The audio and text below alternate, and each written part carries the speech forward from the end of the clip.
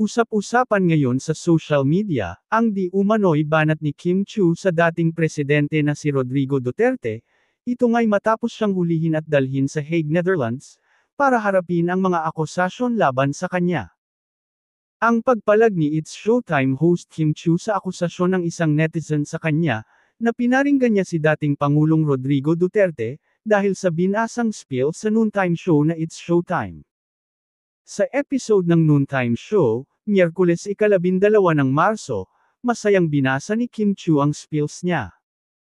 Kung feeling nila ay hindi pa dumarating ang tamang panahon para sa kanila, ang masasabi namin, deserve anya, habang nakaturo sa camera.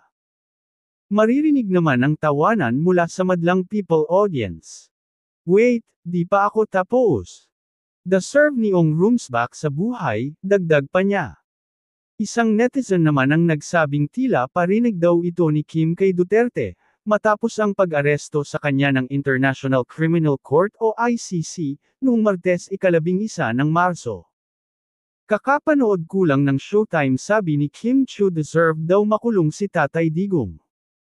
Isipin mo 30 milyon sumusuporta kay Tatay Digong, siguro naman iba dyan fans mo, mababasa sa pahayag ng netizen. Bagay na pinalagan naman ni Kim sa kanyang posts. Ani Kim, hala nakakaloka. Ba't ako nasali dyan? Like o to the M to the G. Busy ako sa ibang bagay. Diyos ko wag niyo ko isali sa ganyan. Parang awa nyo na. Ang gulo na po ng mundong ibabaw. Wag na tayo dumagdag. Diyos ko na lang talaga. Marami naman sa mga netizen ang pumanig kay Kim, lalo't wala naman daw talagang sinabi patungkol sa dating Pangulo ang actress TV host. Pero may iba naman ang nagsabi na talagang para kay Duterte ang pagpaparinig ni Kim Chiu. Agad ding nagsorry kay Kim ang nabanggit na netizen. Mahalaga po mag-fact check bago manghusga at akusahan ang isang tao. Let's all be responsible citizens. Magtulungan tayo wag magsiraan. God bless po ang lahat.